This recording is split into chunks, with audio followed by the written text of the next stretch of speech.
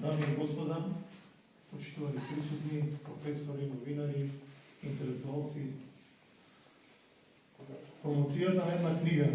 секој историчар, секој писател ја доживува како плод на долгогодишна работа. Една своја духовна рожба која ја создавал и се посветувал на неа еден одреден временски период. Нема ништо посвечено и подостоинствено од објавувањето на книга, писмено сведоштво произлезено од перото на еден автор. Самиот чин на промоција на книга е еден овековечен миг, што е врвот, украсот и наградата за работата на еден автор. Таков убав момент е и денешниот миг, промоцијата на најновата книга на македонскиот историчар доктор Бранислав Светозаревиќ. Книгата Македонски сведоштва за идентитетското име и јазикот 1453-1944, том 2. Од авторот Бранислав Светозаревиќ е студија поделена во 5 дела, 5 поглавја. Оваа книга е соодветна комбинација на зборник на документи и сведоштво за вековното постоење на името Македонија и името македонци, од кое извира и македонскиот идентитет. Предметот на научен интерес на авторот на зборникот е дефинирањето на терминот македонци, која обемната собрана документација во книгата го одредува во 3 форми: територијална, народносна и национална.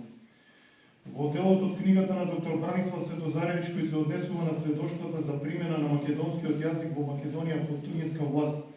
во периодот од 1912 до 1944 година, е направена една анализа на изворната граѓа од различна провиненција која во историската наука приложува неспорни факти за посебноста на македонскиот јазик. Анализата на авторот се однесува на бројни документи, искажувања, сведоштва кои даваат јасна слика за тоа на каков јазик зборувале македонците, и тоа во време кога Македонија се наоѓала под различни власти и немала никаков степен на своја државност. Вредноста на сведоштвата е поголема и поради тоа што голем дел од личностите кои признавале посебен македонски јазик биле присутни на теренот во Македонија. Дел од нив биле представници на просветните и државните власти. Постоеле и такви кои биле запознаени со суштината на македонското јазично прашање, а некои личности извршувале различни функции во Македонија, а потекнувале од западноевропските држави или источна Европа. Така, Манолис Триантофилидас, грчки лингвист, истакнува дека македонците зборуваат посебен македонски јазик. Полскиот антрополог Адам Бжоцек, врз основа на истражувањата помеѓу македонски затвореници во Првата светска војна, заклучил дека најголем дел од нив зборуваат македонски јазик. Бугарскиот екзархиски учител Божил Рајнов ги охрабрувал македонците строго да го чуваат својот македонски јазик, додека српската учителка Елина Марковиќ или српскиот универзитетски професор на филозофскиот факултет во Скопје Радослав Грујич недвосмислено констатирале дека македонците зборуваат свој посебен македонски јазик, различен од останатите балкански јазици. Во овој дел од книгата Светозаревиќ сместил и ставови и сведоштва на една католичка милосрдна сестра, универзитетски професор од Кембридж и представник на британскиот Foreign Office, чиисто истражување и писмени извештаи до нивните надлежни и предпоставени јасно го констатираат постоењето на посебен македонски јазик во Македонија, во различни диалектни форми на целата етногеографска територија на Македонија.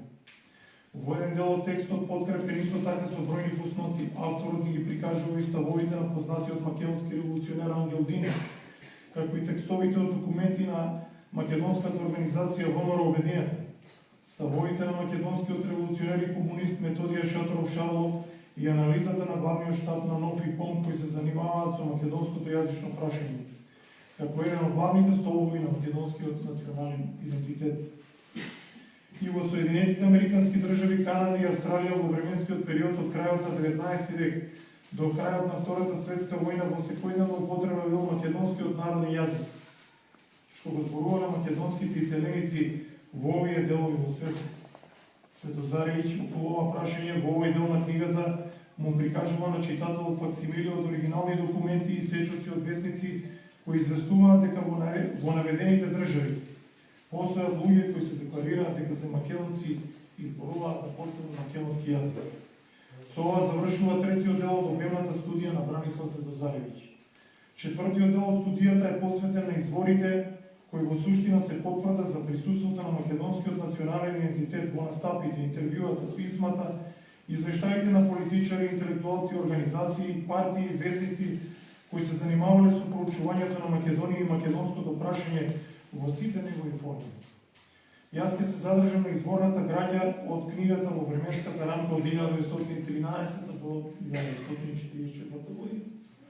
Грузиецот Анаки Ивановиќ, Ченкели, публицист, политичар, зборувал за посебна македонска националност на седниците на Руската дума во 1913 година, а авторот го запознава читателот и составовите на македонската Петроградска колонија кон Македонија на страниците на Македонски глас во 1913 година. Низ страниците на книгата хронолошки се поместени и се редати статиите во Српскиот раднички новине и Рускиот голос Москви, каде на терминот македонец му се припишува национално значење, само идентификација на еден посебен македонски народ кој се поистоветувал со тоа име.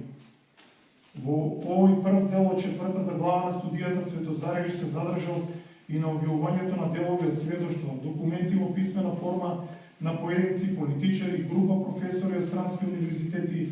речници и поединци интелектуалци, кои правеле јасна разлика и дистинција на македонскиот национален идентитет од националната припадност на другите балкански народи различни од македонскиот.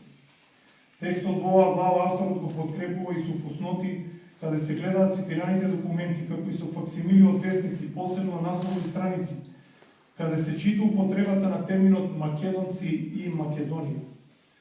Во однос на ова доминираат документи, искажувања и вестници кои излегуваат од печат во САД, Велика Британија, Русија и на австралискиот континент.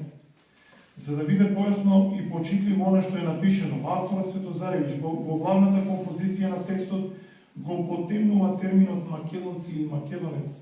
а во иста болдирана форма ни ги представува и имињата на поединците, организациите, здруженијата и вестниците кои ги искажувале и пишувале ваквите ставови кон посочените термини што се предмет на научен интерес на авторот. Како ударни и значајни вестници и историски извор за односот на уредничките редакции на овие вестници кон македонците во наведениот период можеме да ги наброиме познатите и угледни: Вашингтон Пост, САД, La Independence Macedon, Швајцарија, Mail Австралија, L'Action Française Франција, Bedford Gazette, САД, Вашингтон Хералд, САД, Борба, Кралство на СКС, грчкиот комунистички вестник Ризоспастис. Изненадува податокот од големиот интерес за историјата на Македонија, што се опишува на страниците на овие статии, при што неретко новинарите прават континуитет и ги лоцираат корените на македонската историја дури во антиката и владењето на Александар Македонски, но исто така секаде потенцираат и нагласуваат дека македонците се посебен народ и дека не се ниту бугари, ниту срби, ниту грци. Задржувајќи во хронолошкиот принцип при оформувањето на главната композиција на текстот на книгата,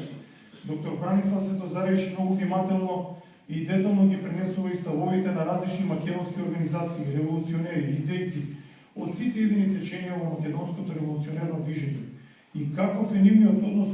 кон употреба на името македонец и македонски народ. Така аналитички определениот читател кој сака многу повеќе да дознае за оваа научна проблематика, ќе може да прочита какви се мислењата и анализите на македонските организации во Швајцарија во меѓувојниот период, или Денската организација во Бугарија, па до личните размислувања и пишувања Петар Чалдов, Крсте Мисирков, Тодор Паница, Димитар Влахов и Тодор Александров, сите припадници на разни идеолошки струјња и организации. Кога се опрашање размислувањата и ставовите на поединци политичари, авторот ги пренесува истите на пример на еден Александар Цанков, бугарски политичар, председател на бугарската влада, десничар по политичко убедување, но и на еден Пантелис Пулјополус, грчки комунист и генерален секретар на КПГ, кој на заточение на грчките острови напишал книга за македонската историја. И за двајцата, кои се припадници на непријателски политички идеологии, заедничко им е признанието на посебниот македонски национален идентитет, иако во поуспешната политичка кариера, Цанков од позиција на председател на бугарската влада гарантирал овој свој статус. Во овој дел од книги изворите Светозаревич ги илустрирал и неколкуте резолуции на балканските комунистички партии кон Македонија и македонското прашање. Сите со признание на македонскиот национален идентитет, а како драгоцени историски извори, пренесува и дел од афирмативни книги кон етногенезата на македонскиот народ, како што е историската Македонија на македонците, земјата на земјоделците од Коста Новаковиќ. Бидејќи се однесуваат на јасни македонски национални позиции во 20-тите години на 20 век, авторот посебно ги потенцира пишаните трудови, интервјуата, искажувањата и документите произлезени од македонските левичарски дејци и револуционери. Петар Чаулев, Димитар Влахов, Павел Шатев, Тодор Паница, како и делови од повеќе новинарски статии од весниците Балканска федерација, Македонско дело и Македонско сознание. За читателската публика, кога се опрашање овие весници, вреди посебно да се извои протестот по повод судењата на членови на ВМРО Обединета, што во 1930 година го објавиле светски познати имиња од науката, уметноста и културата, како што се Алберт Ајнштајн, Томас Ман, Анри Барбис, Максим Горки, Сунја Сен, кои искажале во писмена форма полна поддршка кон ослободителната борба на македонскиот народ. Во документите што авторот ги објавува периодот на 30-тите години на 20 век, доминираат тие од комунистичка провиненција, особено од Коминтерната, но тоа не значи дека оваа комунистичка организација вештачки ја осудила македонската нација. Туку дека го верификувала и констатирала тоа што постоело и пред нејзиното создавање, а тоа било постоењето на македонската национална свест, сврсто вкоренета кај голем дел од луѓето што живееле на просторот на Македонија. Во документацијата што Светозаревич ја објавува за 30-тите години на 20 век има многу писма, изјави, сеќавања, но и делови од значени книги, публикации и статии кои ја обработуваат етногенезата на македонците. А како примерки ги издвоиме надписите и публикациите на Ангел Динев во вестникот Македонски вести и особено книгата Зошто ние македонците сме одделна нација од Васил Ивановски Бистришки. Крајот на 30-тите години на 20 век со својата публицистичка дејност и македонските национални пројави ја одбележале и групите и поединците околу Никола Јонков Вапцаров, македонскиот револуционер Павел Шатев и писателот и поет Кочо Рацин, а Светозаревич во книгата објавил повеќе нивни документи,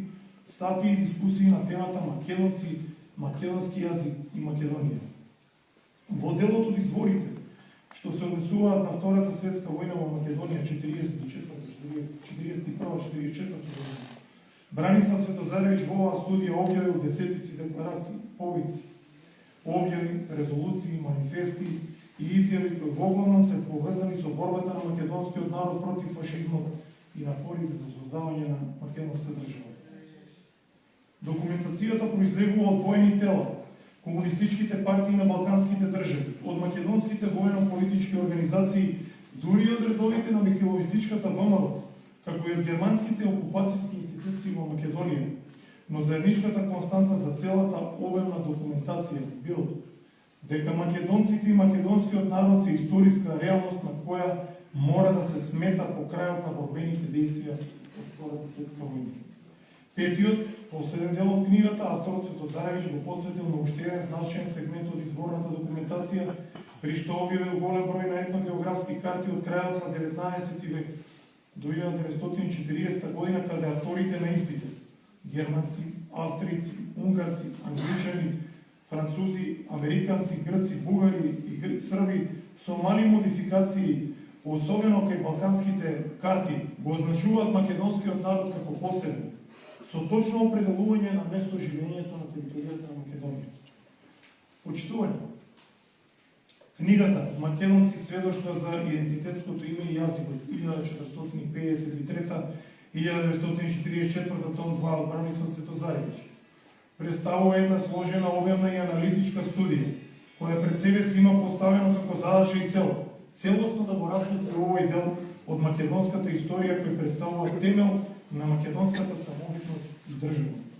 Пристапот на Светозаревич кон предметот на научен интерес е професионален,